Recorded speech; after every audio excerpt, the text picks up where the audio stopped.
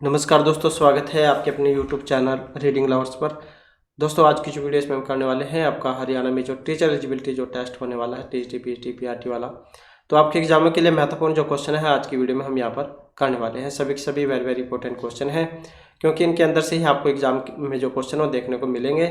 और पहले जो एग्जाम में थे इसमें भी जो है बहुत सारे क्वेश्चन यहाँ से आ चुके हैं, तो सभी के सभी यहाँ पर महत्वपूर्ण है। तो अपने जो क्वेश्चन है उनको हम देख लेते हैं, जिसमें पहला क्वेश्चन रहेगा, मानव विकास का जो प्रारंभ है यह पूर्व बाल्यावस्था में, उत्तर बाल्यावस्था में, शैशवावस्था या फिर गर्भावस्था। तो कौन सी अवस्था है जिसमें ये प्रारंभ हो जाता है मानव विकास। और यहाँ पर जो इसमें माना गया है गर्भावस्था को, क्योंकि विकास जो है वो गर्भावस्था से ही शुरू हो जाता है और उसी से फिर धीरे धीरे जो है वो बढ़ना शुरू होता है। तो जन्म लेने से पूर्व ही गर्भ में शिशु का मानसिक और शारीरिक विकास होने लग जाता है। इसके बाद है द कंडीशन ऑफ लर्निंग। ये पुस्तकों के नाम वेरी वेरी इंपॉर्टेंट है, क्योंकि एग्जाम में जाए पूछ ले जाते हैं। तो द कंडीशन ऑफ लर्निंग पुस्तक के लेखक इनमें से कौन है? B.F. स्किनर है, R.M. गेने है, I.P. पावलोव है या फिर E.L. थॉर्नडाइक है। द कंडीशन ऑफ लर्निंग पुस्तक के जो लेखक हैं कौन है? और इनका नाम है R.M. गेने, द कंडीशन ऑफ लर्निंग। और इस पुस्तक ये जो पुस्तक है ये मूल रूप से 1965 ईस्वी में होल्ट, राइनहोल्ट और विंस्टन के द्वारा प्रकाशित की गई थी। और इसमें सीखने के सिद्धांत का उल्लेख करते हुए उनके प्रकार एवं चरणों के विषय में बताया गया है। तो ये पुस्तक किनकी थी? R.M. गेने। अगला क्वेश्चन है, किशोरावस्था बड़े संघर्ष, तनाव, हमला व विरोध की अवस्था है। तो यहाँ पर ये जो कथन है स्टेनले हॉल का है, क्रो का है, सिम्पसन का या फिर जर्सिल का है। तो किशोरावस्था बड़े संघर्ष, तनाव व हमले की अवस्था है। और ये जो यहाँ पर मानने वाले हैं तो इनका नाम है स्टेनले हॉल। और ये जो अवस्था है 12 से 19 वाली है, 12 से लेकर 19 वर्ष तक की। और इस अवस्था में बालकों में कई प्रकार के शारीरिक और मानसिक परिवर्तन होते हैं, जिस कारण उसके स्वभाव में चिड़चिड़ापन एवं विरोध की प्रवृत्तियां दिखाई देती हैं।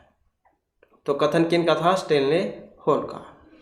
इसके बाद है सूक्ष्म शिक्षण के भारतीय प्रतिमान में कुल कितना समय लगता है?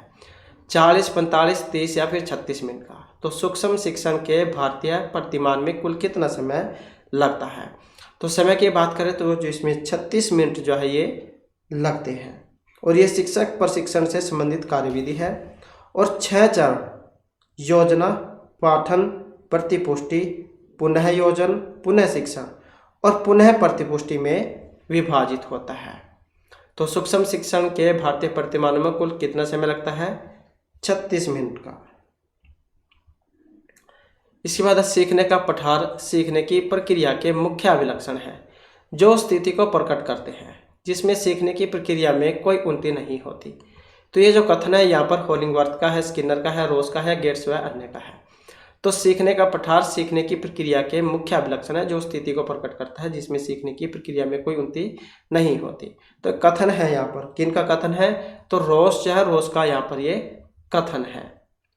अगला क्वेश्चन है, यदि शिक्षक कक्षा में एक छात्र को समस्यात्मक बालक के रूप में पाता है तो उसे बच्चे को नजरअंदाज कर देना चाहिए, परामर्श देना चाहिए, तत्काल घर वापस भेज देना चाहिए, बच्चे को दंड देना चाहिए। यदि शिक्षक कक्षा में एक छात्र को समस्यात्मक बालक के रूप में पाता है तो इसमें देखें तो यहाँ पर कौन सा सी हो सकता है? तो ऑप्शन बी वाला। यदि शिक्षक कक्षा में किसी छात्र को समस्यात्मक बालक के रूप में पाता है तो उसे उसकी समस्या का कारण जानने का प्रयास करते हुए उसके निदान हेतु परामर्श देना चाहिए। इसके बाद पठ्य सहगामी क्रियाएं मुख्यतः संबंधित हैं छात्रों के सर्वांगीण विकास से, वृत्तिक विकास से, मानसिक विकास से, संस्थानों के विकास से। तो पाठ्य सहगामी क्रियाओं का संबंध है तो किससे है इसका संबंध? और इसका जो संबंध है छात्रों के सर्वांगीण विकास से। और इसमें खेल, शैक्षिक भ्रमण, वाद विवाद और लेखन प्रतियोगिताएं ये इसमें सहायक होती हैं। इसके बाद है अगला क्वेश्चन, निम्न में से किसने अधिगम सिद्धांत का प्रतिपादन नहीं किया है? Skinner, B.S. ब्लूम, थॉर्नडाइक या फिर कोहलर ने। तो अधिगम सिद्धांत का प्रतिपादन नहीं किया है ये कौन है? तो इनका नाम है B.S. ब्लूम। नेक्स्ट आ जाता है शिक्षा में अवरोधन से तात्पर्य है बालक का विद्यालय न जाना, बालक द्वारा विद्यालय छोड़ देना, किसी बालक का 1 वर्ष से अधिक समय तक एक ही कक्षा में रहना या बालक का विद्यालय में प्रवेश न लेना। तो शिक्षा में अवरोधन से क्या तात्पर्य है? और जो ऑप्शन सी में आया है, किसी बालक का 1 वर्ष से अधिक समय तक एक ही कक्षा में रहना। इसके बाद निम्न में से किस कौशल में पूर्व ज्ञान का परीक्षण आता है? प्रस्तावना का, समापन, प्रदर्शन, उद्दीपन, परिवर्तन कौशल का। तो किस कौशल में पूर्व ज्ञान का परीक्षण आता है? तो इसमें जो है ऑप्शन आएगा ये वाला, किसका आएगा? प्रस्तावना कौशल का। इसके बाद है किसने बहुविमात्मक प्रज्ञा का प्रत्यय दिया था? तो बहुविमात्मक प्रज्ञा का प्रत्यय स्पीयरमैन, गॉर्डनर, जॉन मेयर या गोलमैन। तो ये कौन थे बहुविमात्मक प्रज्ञा का प्रत्यय जिसने दिया था? और ये देने वाले थे गार्डनर, जो ऑप्शन सी में यहाँ पर दिए गए हैं। और इन्होंने बुद्धि को भाषाई, तार्किक, देशिक, संगीतात्मक, शारीरिक, गति संवेदी, अंतःवैयक्तिक, अंतःवैयक्तिक तथा प्रकृतिवादी, इन 8 जो भाग है इसमें जो है विभाजित किया था। तो बहुविमात्मक प्रत्यय जो है प्रज्ञा का प्रत्यय किनके द्वारा दिया गया? गार्डनर जो है इनके द्वारा। इसके बाद है नेक्स्ट हमारा, डिसलेक्सिया में यह काम करने में कठिनाई होती है, व्यक्त में, बोलने में, खड़े होने में या पढ़ने वर्तनी में। तो ये क्या है? एक विकार है। अब कौन से वाला विकार है? तो यहाँ पर जो है इसमें ऑप्शन रहेगा टी वाला। तो पढ़ने संबंधी विकार है डिसलेक्सिया, जैसे गणित से संबंधित डिस्कैल्कुलिया होता है, तो इस प्रकार से। इसके बाद निम्न में से क्या समावेशी कक्षा में शिक्षक की भूमिका नहीं है? समावेशी कक्षा में शिक्षक की भूमिका, शिक्षक को निःशक्त बच्चों पर ध्यान नहीं देना चाहिए, शिक्षक को बच्चों को प्रोत्साहन करना चाहिए, शिक्षक को सीखने में अक्षम को अतिरिक्त समय देना चाहिए, बच्चों की आवश्यकता के अनुरूप बैठने की पर्याप्त व्यवस्था करनी चाहिए। तो समावेशी कक्षा में शिक्षक की भूमिका नहीं है। कौन से वाली? ऑप्शन ए वाली, शिक्षक को निःशक्त बच्चों पर ध्यान नहीं देना चाहिए। तो यही क्या, क्योंकि यहाँ पर नहीं में पूछा गया था। जो समावेशी शिक्षा जो है इसका मतलब क्या है? शारीरिक, मानसिक व सामाजिक रूप से विशिष्ट बालकों का सामान्य बालकों के साथ पढ़ाना, तो यही होती है समावेशी शिक्षा। तो यहाँ पर शिक्षक की एक भूमिका नहीं है कि निःशक्त बच्चों पर ध्यान नहीं देना, तो सभी पर ध्यान दिया जाना चाहिए। इसके बाद कक्षा में छात्रों को प्रश्न पूछने के लिए प्रेरित करना चाहिए, रोक देना चाहिए, अनुमति नहीं देनी चाहिए, हत उत्साहित करना चाहिए। तो कक्षा में छात्रों को प्रश्न पूछने के लिए क्या करना चाहिए? प्रेरित करना। इसके बाद बच्चे की वृद्धि मुख्यतः संबंधित है सामाजिक, भावात्मक, नैतिक या शारीरिक विकास से। तो बच्चे की जो वृद्धि है वो किससे संबंधित है? तो इसका जो संबंध है शारीरिक विकास से है। वृद्धि जो शब्द है ये परिमाणात्मक परिवर्तनों के लिए प्रयोग में लाया जाता है, और बालक के कद में वृद्धि होना। इसके अतिरिक्त विकास शब्द का प्रयोग गुणात्मक परिवर्तनों के लिए प्रयोग किया जाता है। तो यहाँ पर जो ऑप्शन रहेगा डी वाला। इसके बाद है व्यवहार के कारण व्यवहार में परिवर्तन ही अधिगम है। तो ये कहने वाले थे JP Guilford, Crow and Crow, Skinner या फिर वुडवर्थ। तो व्यवहार के कारण व्यवहार में परिवर्तन ही अधिगम है, तो जो ऑप्शन ए में है। तो कौन थे? JP Guilford. नेक्स्ट क्वेश्चन है सूची ए को बी के साथ मिलान करना है। तो जैसे ए है ब्रूनर और आशुबेल, ग्लेजर या गार्डनर, तो इनका क्या मिलान करना है? और मिलान करने में जो ऑप्शन रहेगा ए वाला। तो जैसे ब्रूनर है, इनका जो संबंध है ये 4 से है कि संप्रत्यय, उपलब्धि, शिक्षण, प्रतिमा। और इसी प्रकार से आशुबल, इनका जो संबंध है ये अग्रिम, समघटक, शिक्षण, प्रतिमान से है। ग्लेजर, इनका संबंध हो जाएगा साइनेटिक, शिक्षण, प्रतिमान से। और जो गार्डनर है इनका संबंध हो जाएगा बुनियादी शिक्षण, प्रतिमान से। तो इस प्रकार से जो है यहाँ पर इनका मिलान होगा। तो इस प्रकार से जो यहाँ पर इनका मिलान होगा। यहाँ पर जो है इसमें ऑप्शन जो है डी वाला इसका बनेगा। क्योंकि ये डी वाला ये बनेगा इसका, तो डी वाला जब बनेगा तो इसमें दोबारा से हम जो क्वेश्चन है इसको देख लेते हैं, दोबारा से देख लेते हैं। तो 4 4 3 1 और 2, तो ये वाला जो है यहाँ पर इसका मिलान बनेगा। दोबारा से हम इसे चेक कर लेते हैं। तो ब्रूनर जहाँ ब्रूनर का था यही वाला संप्रत्युपलब्धि शिक्षण प्रतिमान, आशुबेल इनका था यही वाला अग्रिम समघटक शिक्षण प्रतिमान का, और ये ग्लेजर जो है ग्लेजर का था पहले वाला है बुनियादी प्रशिक्षण प्रतिमान, तो ये इनका था। और गार्डनर जो इनका फिर ये दूसरे वाला था, तो इसमें थोड़ा सा अंतर है बस। तो गार्डनर का था साइनेक्ट जो शिक्षण प्रतिमान है, और ग्लेजर का हो जाएगा बुनियादी शिक्षण प्रतिमान। तो इस प्रकार से था इनका मिलानिए, आप जो है इसको कर लीजिएगा। यहाँ पर ऑप्शन डी जो है इसका बनेगा। इसके बाद है समस्या समाधान का प्रथम चरण है पहचान, परीक्षण, निर्माण या आंकड़ा संग्रह। तो समस्या समाधान का जो प्रथम चरण है, तो जो ऑप्शन ए में आया है यहाँ पर, समस्या की क्या है, पहचान करना। इसके बाद है बालकों का अधिगम सर्वाधिक प्रभावशाली होगा जब बालकों के समज्ञानात्मक, भावात्मक तथा मनोचलक पक्षों का विकास होगा। शिक्षण व्यवस्था एक अधिकारवादी होगी। शिक्षक अधिगम प्रक्रिया में आगे होकर बालकों को निष्क्रिय रखेगा। तो बालकों का अधिगम सर्वाधिक प्रभावशाली होगा, और जो ऑप्शन ए में है यहाँ पर, बालकों के समज्ञानात्मक, भावात्मक तथा मनोचलक पक्षों का विकास। तो बालकों का जो अधिगम है सबसे अधिक प्रभावशाली तब होगा जब बालकों के समज्ञानात्मक, भावात्मक और मनोचालक पक्षों का विकास होगा। तो ऑप्शन रहेगा यहाँ पर ए वाला। अगला क्वेश्चन है स्मृति स्तर एवं बोध स्तर के शिक्षण प्रतिमान की संरचना में कौन सा सोपान उभयनिष्ठ है। स्मृति स्तर एवं बोध स्तर के शिक्षण प्रतिमान की संरचना में, तो इसमें अन्वेषण, प्रस्तुतिकरण, तैयारी या फिर सामान्यीकरण कौन सा आएगा। स्मृति स्तर एवं बोध स्तर के शिक्षण प्रतिमान की संरचना में कौन सा सोपान उभयनिष्ठ है। अब यहाँ पर जो इसमें उभयनिष्ठ है ऑप्शन बी वाला, कौन सा है, प्रस्तुतिकरण। तो स्मृति स्तर एवं बोध स्तर इनके शिक्षण प्रतिमान की संरचना में प्रस्तुतिकरण सोपान इसको उभयनिष्ठ माना गया है, और प्रस्तुतिकरण के द्वारा व्यक्ति अपने अमूर्त विचारों को मूर्त रूप प्रदान करता है। तो इसी कारण से जहाँ यहाँ पर ऑप्शन बी प्रस्तुतिकरण को माना गया है। इसके बाद है इनमें से किस सिद्धांत को पुनः बलन का सिद्धांत भी कहा गया है। तो ये कौन सा सिद्धांत है जिसको पुनः बलन का सिद्धांत भी कहा गया है।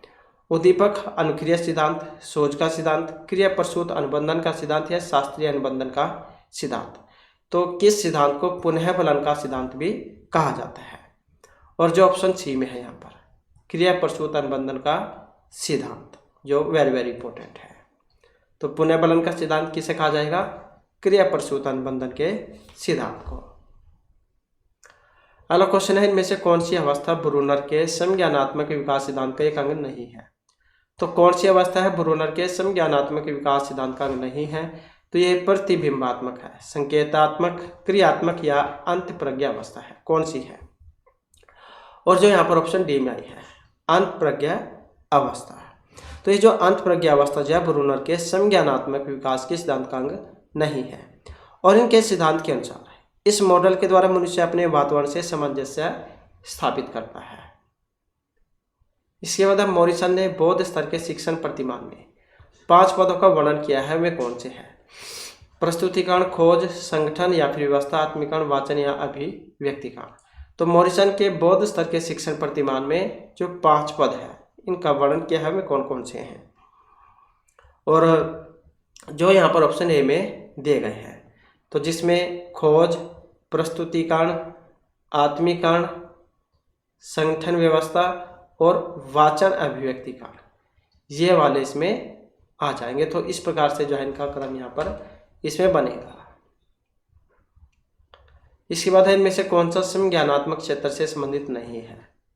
तो समज्ञानात्मक क्षेत्र से संबंध नहीं है, अनुप्रयोग, ज्ञान, बोध या फिर अनुमूल्यन कौन सा है, समज्ञानात्मक क्षेत्र से जो संबंधित नहीं है।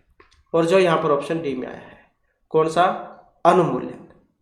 तो यही जो है संबंधित नहीं है। इसके बाद आ जाता है कौन सा अधिगम का वक्र नहीं है? मिश्रित, लंबवत, उन्नत उदर या नत उदर। तो अधिगम का एक वक्र नहीं है, वो कौन से वाला है? और ये ऑप्शन बी में जो है कौन सा? लंबवत। तो अधिगम का वक्र नहीं है, लंबवत। इसके बाद है क्वेश्चन हमारा, स्तंभ ए तथा स्तंभ बी को सुमेलित कीजिए। तो जैसे यहाँ पर देख सकते हैं आप, स्तंभ ए और बी दिया गया है। ए में एनिमल इंटेलिजेंस, पुनर्वलन की अनुसूची, सारगर्भित का नियम या अनुकूलन, और यहाँ पर शायद में इनके देने वाले हैं मनोवैज्ञानिक जो यहाँ पर दिए गए हैं। तो कौन सा वाला क्रम इनका यहाँ पर बनेगा? अब यहाँ पर अगर हम इसमें देखें तो ऑप्शन सी वाला इसमें बनेगा। तो यहाँ पर जो है इसमें 3, 4, 1 और 2, ये वाला जो क्रम है यहाँ पर इसमें बनेगा। तो जैसे यहाँ पर सबसे पहले जो है एनिमल इंटेलिजेंस है, तो किन के द्वारा दिया गया था? जो थॉर्नडाइक है, इनके द्वारा। उसके बाद है पुनर्वलन की अनुसूची, किन के द्वारा दिया गया था? स्किनर के द्वारा। सारगर्भित का नियम जो है ये दिया गया था गेस्टोलट के द्वारा। और अनुकूलन का सिद्धांत तो ये था जीन पियाजे का। तो इस प्रकार से जो इनका मिलान होगा, वेरी वेरी इंपॉर्टेंट यहाँ पर क्वेश्चन है। तो एनिमल इंटेलिजेंस, इसका संबंध थॉर्नडाइक से है, इनकी थाए। और पुनर्वलन के अनुसूची ये स्किनर को हो जाएगा। सारगर्भित का नियम गेस्टोलट को हो जाएगा। और अनुकूलन का जीन पियाजे। तो ये आप याद रखिएगा। इसके बाद है विकास कभी न समाप्त होने वाली प्रक्रिया है। ये कथन विकास के किस सिद्धांत से संबंधित है? कि विकास कभी न समाप्त होने वाली प्रक्रिया है। एकीकरण, अंतः संबंध, निरंतरता या अंतःक्रिया का सिद्धांत। तो विकास कभी न समाप्त होने वाली प्रक्रिया है, ये कथन है। किन का है? जो ऑप्शन सी में आया है, निरंतरता का सिद्धांत। तो निरंतरता का जो सिद्धांत है, इसके अनुसार विकास एक न रुकने वाली प्रक्रिया है और यह प्रक्रिया माँ के गर्भ से ही शुरू हो जाती है और मृत्यु पर्यंत तक चली रहती है। इसके बाद है संविधान के किस संशोधन से शिक्षा एक मौलिक अधिकार बन गई है? 25वें संशोधन, 52वें, 86 या 22वें संशोधन के अनुसार। तो संविधान के किस संशोधन से शिक्षा एक मौलिक अधिकार बन गई है? मौलिक अधिकार जो है ये बन गई है जो 86वां जो संशोधन था। और इसके तहत जो ये 6 से 14 वर्ष तक के जो बच्चे हैं, इनको मुफ्त और अनिवार्य शिक्षा का अधिकार इसमें दिया गया था। इसके बाद है अभिप्रेरणा के मूल प्रवृत्ति सिद्धांत के प्रतिपादक थे। Abraham Maslow, William James Simpson या मैकडूगल। तो अभिप्रेरणा के मूल प्रवृत्ति सिद्धांत के प्रतिपादक कौन थे? और ये थे विलियम मैकडूगल, जो ऑप्शन यहाँ पर डी में दिए गए हैं। तो ये आपने सिद्धांत जरूर याद रखना है इनका। तो मैकडूगल का था अभिप्रेरणा के मूल प्रवृत्ति के सिद्धांत। और इनके अनुसार संवेग उत्पन्न होने पर जो क्रिया होती है उसे मूल प्रवृत्ति कहते हैं। और इन्होंने 14 जो मूल प्रवृत्ति है इनका उल्लेख किया है। अगला क्वेश्चन है, विकास की किस अवस्था को कोल तथा ब्रूस ने संवेगात्मक विकास का अनोखा काल कहा है? बाल्य, किशोर, प्रौढ़ या शैशव अवस्था को। तो विकास की किस अवस्था को कोल तथा ब्रूस ने संवेगात्मक विकास का अनोखा काल कहा है? तो कौन सी अवस्था को? बाल्य अवस्था को। तो ये तो जो हमारे यहाँ पर बाल विकास एवं शिक्षा शास्त्र से महत्वपूर्ण क्वेश्चन है। और इसके बाद फिर हमारे जो यहाँ पर हिंदी ग्रामर के जो महत्वपूर्ण क्वेश्चन हैं ये आ जाते हैं। और जिसमें जो यहाँ पर हमारा पहला क्वेश्चन है, निम्नलिखित प्रश्नों के उत्तर देने के लिए सबसे उचित जो विकल्प है वो आपने बताना है। तो यहाँ पर क्या है? असंगत कथन है वो बताना है कि नापाक इरादों से की जाने वाली मंत्रणा दित्सा कहलाती है। दोपहर से पहले का समय पूर्वाह्न कहा जाता है। जिसे देखकर रोंगटे खड़े हो जाए लोमहर्षक कहा जाता है। बालुका युक्त तट या भूमि को सिकता कहा जाता है। अब गलत है इसमें, और वो गलत कौन सा वाला है? जो ऑप्शन ए में यहाँ पर दिया गया है कि नापाक इरादे से की जाने वाली मंत्रणा दित्सा होती है। तो इसके अलावा 3 और क्वेश्चन जो आपके यहाँ पर बन जाते हैं कि दोपहर से पहले वाला समय उसे हम पूर्वाह्न कहेंगे, जिसे देखकर रोंगटे खड़े हो जाए लोमहर्षक कहेंगे, बालुका युक्त तट या भूमि उसे हम सिकता कहते हैं। इसके बाद है किस वाक्य में सर्वनाम पद बंध का प्रयोग हुआ है। मेरे रिश्तेदारों में से कोई समय पर नहीं पहुंचा। रिश्तों में स्वार्थ देखने वाले युवा सानिध्य की उसमें पहचाने। राम ने लंका के अत्याचारी राक्षस राज रावण को मार डाला। 5वीं मंजिल से गिरा, मरेगा नहीं तो क्या जिंदा रहेगा। तो सर्वनाम पद बंध का प्रयोग कौन से में हुआ है। तो यहाँ पर जो इसमें प्रयोग में आया है ऑप्शन ए वाला कि मेरे रिश्तेदारों में से कोई समय पर नहीं पहुंचा। तो यही जो है यहाँ पर सर्वनाम पद बंध का उदाहरण है, इसी का यहाँ पर इसमें प्रयोग हुआ है। नेक्स्ट आ जाता है, यहाँ पर भी आपने अशुद्ध बताना है। मद प्लस में उन्मत्त, मद उन्मत्त। विद्वत प्लस में मुख, विद्वन्मुख।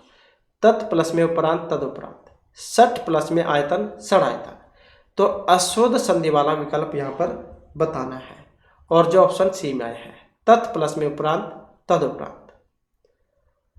तो गुण संधि जहाँ उसमें बनता है वैसे तो ये, लेकिन अशुद्ध में बताना है तो क्योंकि यहाँ पर हलंत भी है और ऊ भी है, तो यही जा यहाँ पर गलत है।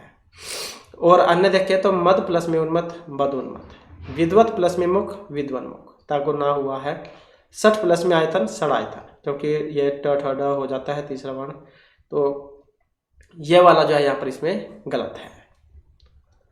इसके बाद है किस विकल्प में तत्पुरुष समास नहीं है।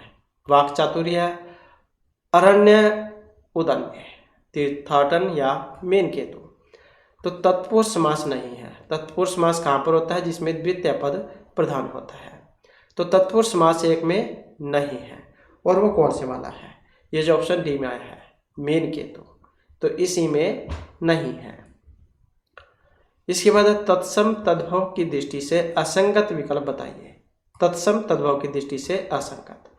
वार्ताक व्यंजन, लोमहसा लोमड़ी, मस्तक माथा, संठिका सौंठ। अब एक गलत है, इसमें गलत कौन से वाला है, जो ऑप्शन बी में यहाँ पर दिया गया है। वार्ताक व्यंजनों कह देते हैं। लोमसा होती है लोमड़ी, लोमसा दे रखा है यहाँ पर गलत है। लोमसा होती है लोमड़ी, मस्तक माथा और संठिका सौंठ। तो ये जो है यहाँ पर गलत है इसमें। इसके बाद है वर्तनी की दृष्टि से अशुद्ध विकल्प बताइए। अब यहाँ पर अशुद्ध है विद्वता, पक्षीगण, गीतांजलि या स्वामी भक्त। तो वर्तनी की दृष्टि से अशुद्ध है वो कौन सा है, और जो यहाँ पर ऑप्शन ए में दिया गया है और साथ में बी में, तो ये दोनों ही क्या है यहाँ पर गलत है, विद्वता और गीतांजलि। नेक्स्ट है किस वाक्य में सर्वनामिक विशेषण का प्रयोग हुआ है। तुम सब आ गए, अच्छे कहाँ रह गए, जो बाहर खड़ा है उसे अंदर बुलाओ। तुम छात्रों के लिए कुछ किताबें ले आओ, कुछ तुम करो कुछ मैं करूँगा। तो सर्वनामिक विशेषण का प्रयोग हुआ है, वो कौन से में हुआ है, ऑप्शन सी वाले में, कि तुम छात्रों के लिए कुछ किताबें ले आओ। तो यही है सर्वनामिक विशेषण। नेक्स्ट आ जाता है गरुड़ का एक पर्याय नहीं है। अहिभोजी, हेरंब, वैंते या खगनाथ। तो गरुड़ जो है गरुड़ का पर्याय नहीं है। अब वो कौन से वाला है, और जो ऑप्शन सी में आया है हेरंब, तो यही जा गरुड़ का पर्याय नहीं है। इसके अलावा देखिए तो अहिभोजी, वैंते, खगनाथ ये हो जाएंगे, तो बस इसको छोड़कर। नेक्स्ट आ जाता है वयोवृद्ध। इसमें संधि है स्वर, विसर्ग, वर्ण, आगम या व्यंजन संधि। तो वयोवृद्ध में कौन सी संधि है। संधि की बात करें तो यहाँ पर विसर्ग संधि का प्रयोग हुआ है। विसर्ग जो है वय है और वृद्ध ऐसे बनता है, तो यहाँ पर विसर्ग जो है इनको ओ हुआ है। इसके बाद किस विकल्प में दो उपसर्गों का प्रयोग नहीं हुआ है। सारोपा, पुनर्उद्धार, सहगामिनी या समाधि में। तो किस विकल्प में दो उपसर्गों का प्रयोग नहीं हुआ है, और जो ऑप्शन बी में आया है यहाँ पर सहगामिनी में।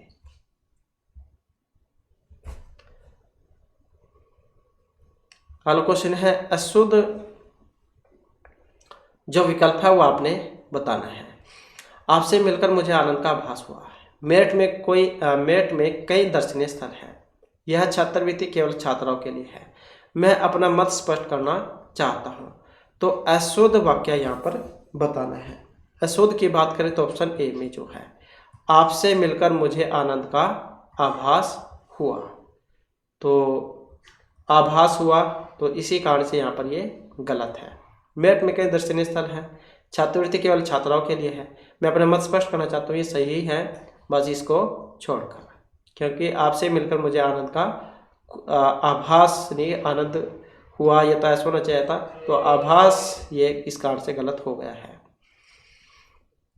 इसके बाद है किस वाक्य में इच्छार्थवृत्ति का प्रयोग हुआ है? ईश्वर तुम्हारा भला करे, कृपया यह प्रकरण जांच दीजिए, लगता है इस वर्ष खूब वर्षा होगी, यदि वह पढ़ता तो आज सफल हो जाता। तो वाक्य में इच्छार्थवृत्ति का प्रयोग कहाँ पर हुआ है? तो इच्छार्थवृत्ति का प्रयोग हुआ ऑप्शन ए में, ईश्वर तुम्हारा भला करे। इसके बाद है निम्न में से भाववाच्य बताइए। गर्मी में रोज नहाया नहीं जाता, गर्मी में रोज नहाया जाता है, नानी के द्वारा कहानी सुनाई गई, कुत्ता सारी रात भौंकता है, किसानों के द्वारा फसल काट ली गई है। तो भाववाच्य का कौन सा है जिसमें भाववाच्य का प्रयोग हुआ है? और जो ऑप्शन ए में आया है कि गर्मी में रोज नहाया जाता है, तो इसी में जो भाववाच्य का प्रयोग यहाँ पर किया गया है। इसके बाद आ जाता है संकर शब्द, किस विकल्प में नहीं है संकर शब्द? विज्ञापन दाता, आम चुनाव, डबल रोटी या हिंदी कार्ड। तो संकर शब्द किस विकल्प में नहीं है? और जो ऑप्शन ए में आया है, संकर शब्द किस विकल्प में नहीं है? विज्ञापन दाता में। नेक्स्ट है वह दिन भर लिखता रहा, वाक्य में प्रयुक्त क्रिया विशेषण का भेद बताइए। वह दिन भर लिखता रहा, क्रिया विशेषण कालवाचक क्रिया विशेषण, स्थानवाचक, रीतिवाचक या परिमाणवाचक क्रिया विशेषण। वह दिन भर लिखता रहा, तो क्रिया विशेषण कौन सा है इसमें? और जो ऑप्शन ए में आया है, तो कौन सा है? यहाँ पर समय के बारे में बता रहा है, कालवाचक क्रिया विशेषण कि वह दिन भर लिखता रहा, तो टाइम मतलब समय के बारे में है कि वह दिन भर लिखता रहा है। नेक्स्ट आ जाता है यहाँ पर, तो क्वेश्चन है कि जो न जाना गया हो, वाक्यांश के लिए एक शब्द कौन सा रहेगा? ज्ञात, अतीत, अज्ञात या परलोक। जो न जाना गया हो उसे क्या कहा जाएगा? तो उसे कहेंगे हम अज्ञात। नेक्स्ट है गोद में स्थान पाया हुआ के लिए एक शब्द कौन सा होगा? गोद में स्थान पाया हुआ, और यहाँ पर रहेगा ऑप्शन बी, तो क्या कहा जाता है उसे? अंकस्थ। और अंकशाई क्या होता है? अंक में सोने वाला। अंडज क्या होता है? अंडे से जन्म लेने वाला। पल्य क्या होता है? पालने के योग्य है। अगला क्वेश्चन है जो सबके आगे रहता हो के लिए एक शब्द कौन सा होगा? अग्रिम, अग्रणी, अग्रज या अग्रगण्य। जो सबके आगे रहता हो उसे कहा जाएगा अग्रणी। और अग्रिम क्या होता है? जो किसी देन या परिश्रमी मुद्दे पहले से ही सोचे, जो किसी देन या परिश्रमी मुद्दे को पहले से ही सोचे। अग्रज कौन होता है? जिसका जन्म पहले हुआ हो। नेक्स्ट है आकाश और जमीन के मिलने का जहां आभास हो, तो विकल्प में से सही विकल्प कौन सा होगा? उसे हम गोधूली, क्षीरसागर, धुंधलका या क्षितिज क्या कहते हैं? जैसे आपने देखा भी होगा, जब हम दूर से देखते हैं तो हमें ऐसा लगता है कि आकाश मिल रहा है धरती के साथ, तो इसे क्या कहा जाता है? और इसे क्षितिज कहा जाता है। तो आकाश और जमीन के मिलने का आभास क्षितिज। इसके बाद दोपहर का समय के लिए निम्नलिखित शब्दों में से कौन सा उपयुक्त है? रात, अपराह्न, संध्या या मध्याह्न। दोपहर का समय, तो दोपहर का जो समय है उसे हम कहेंगे मध्याह्न, और दोपहर बाद का समय मतलब ये संध्या हो गई। इसके बाद है शक्ति की उपासना करने वाले को क्या कहेंगे? शैव, शाक्त, वैष्णव या नाथपंथी। तो शक्ति की उपासना करने वाले को, और जो यहाँ पर ऑप्शन सी में है तो शाक्त जो है हम उसे कहेंगे। इसके बाद दूर से फेंक कर चलाए जाने वाला हथियार, इसे हम आयुध, अस्त्र, तलवार या शस्त्र क्या कहेंगे? दूर से फेंक कर चलाए जाने वाला हथियार, और उसे हम अस्त्र कहते हैं। तो दूर से फेंक कर चलाया जाने वाला हथियार अस्त्र, और हाथ में पकड़ कर चलाया जाने वाला शस्त्र। नेक्स्ट है इस प्रश्न में दिए गए प्रत्येक वाक्यखंड के अर्थ को एक शब्द में व्यक्त करने वाले शब्द दिए गए हैं, विकल्प में से चुनिए। रंगमंच पर पर्दे के पीछे का स्थान, पृष्ठमंच, नाट्यस्थल, नेपथ्य या दर्शक दीर्घा क्या कहा जाता है? रंगमंच पर पर्दे के पीछे का स्थान, और उसे कहा जाता है नेपथ्य। इसके बाद है आवश्यकता से अधिक धन संपत्ति एकत्र न करना। वाक्यांश के लिए एक शब्द, कृपणता, सदाचार, अपरिग्रह या अस्तेय। तो आवश्यकता से अधिक धन संपत्ति एकत्र न करना और उसको कहा जाएगा अपरिग्रह। कृपणता क्या है? कृपण होने का भाव, सदाचार अच्छा व शुभ आचरण, अस्तेय क्या होता है? चोरी न करना। इसके बाद है हमेशा रहने वाला। एक शब्द बताइए, शाश्वत, प्राणदा, समसामयिक या पार्थिव क्या होता है? हमेशा रहने वाला और उसे कहेंगे हम शाश्वत। समसामयिक क्या होता है? समसामयिक होता है एक ही समय में होने वाला। पार्थिव क्या होता है? पृथ्वी से संबंध रखने वाला। और प्राणदा ये होता है रिद्धि नामक औषधि। अगला क्वेश्चन है, जिसे तत्काल उचित उत्तर या उपाय सूझ जाए के लिए एक शब्द, उसे हम प्रतिभाशाली, प्रत्युत्पन्नमति, बुद्धिमान या अक्लमंद क्या कहेंगे? जिसे तत्काल उचित उत्तर या उपाय सूझ जाए तो उसे क्या कहा जाता है? उसे कहा जाता है प्रत्युत्पन्नमति। वेरी वेरी इंपॉर्टेंट यहाँ पर क्वेश्चन है। नेक्स्ट है, किसी शुभ कार्य को विधि विधान और श्रद्धापूर्वक करना। प्रार्थना, अनुष्ठान, अभ्यर्थना या मंत्रणा। तो किसी शुभ कार्य को विधि विधान और श्रद्धापूर्वक करना, उसे क्या कहा जाएगा? तो उसे कहा जाता है अनुष्ठान। प्रार्थना क्या है? भक्ति और श्रद्धापूर्वक देवताओं आदि से किए जाने वाला निवेदन। अभ्यर्थना क्या है? किसी से विनती करना। और मंत्रणा विचार विमर्श के बाद स्थिर मत। इसके बाद जिसे किसी से लगाव न हो, उसे हम नश्वर, लिप्सु, निर्लिप्त या अलगाववादी क्या कहेंगे?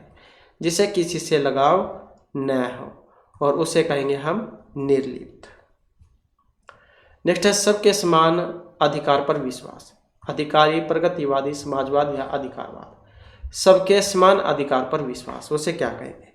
तो उसे कहेंगे हम समाजवाद। नेक्स्ट है, आतताई का अर्थ होता है जो अत्याचार करता हो, अति शक्तिशाली हो, दूसरों के दोष खोजे या जो व्यर्थ का व्यय करता हो। तो आतताई का अर्थ क्या है?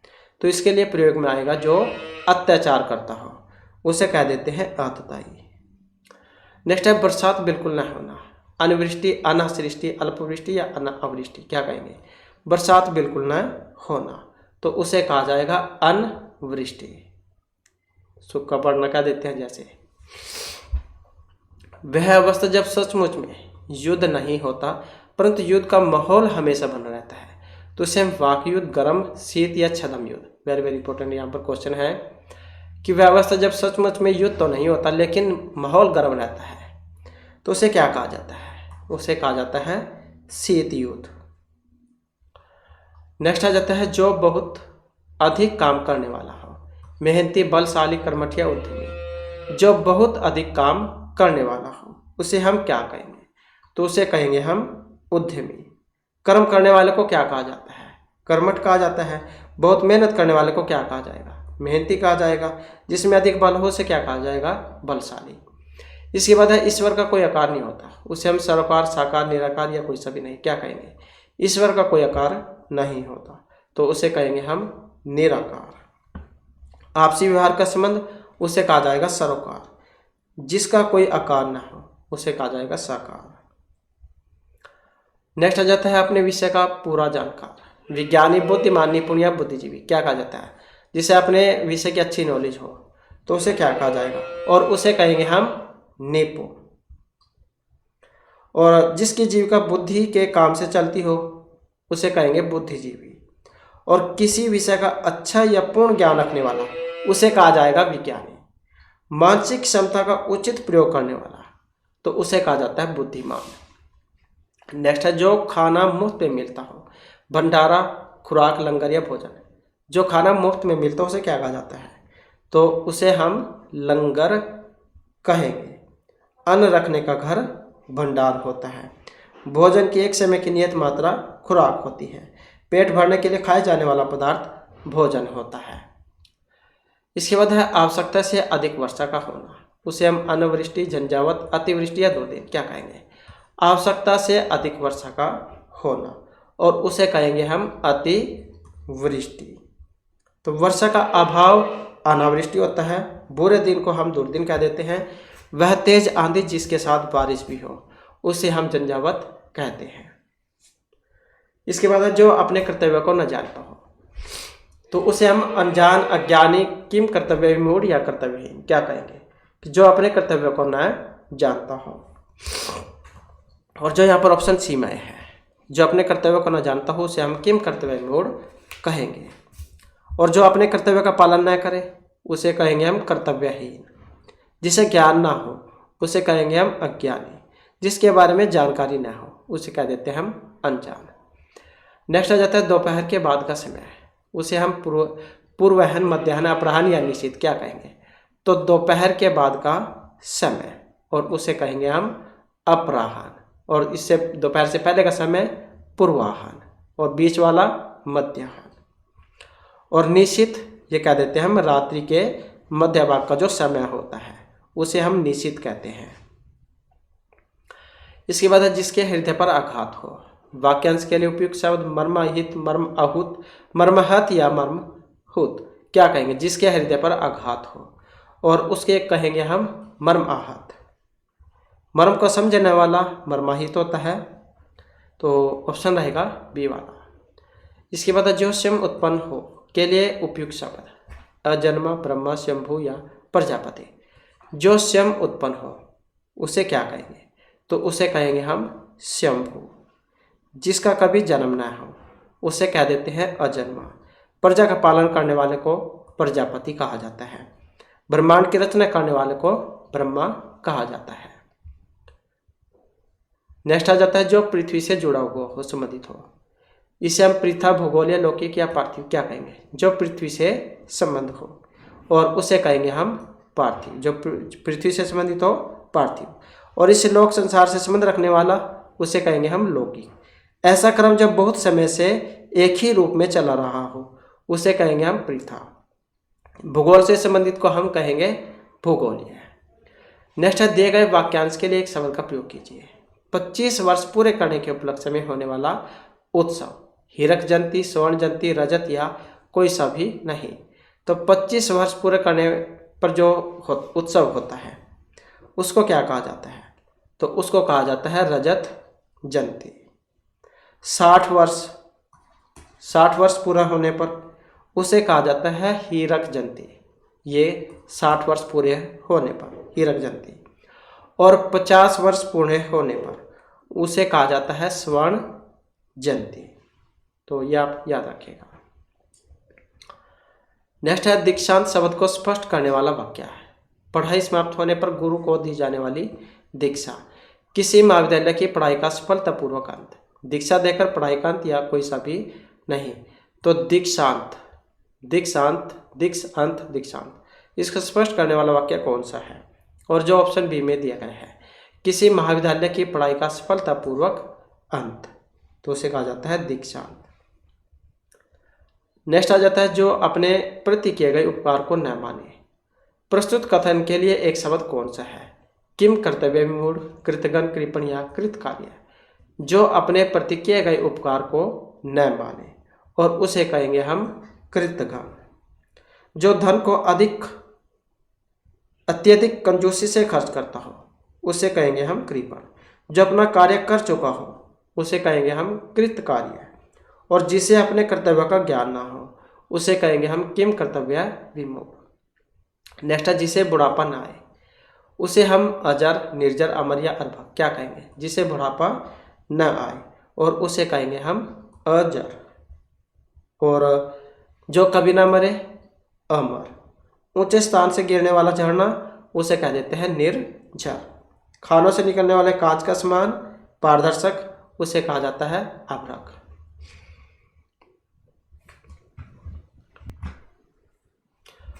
इसके बाद है शुश्रूषा का सही अर्थ प्रकट करने वाला विकल्प कौन सा है?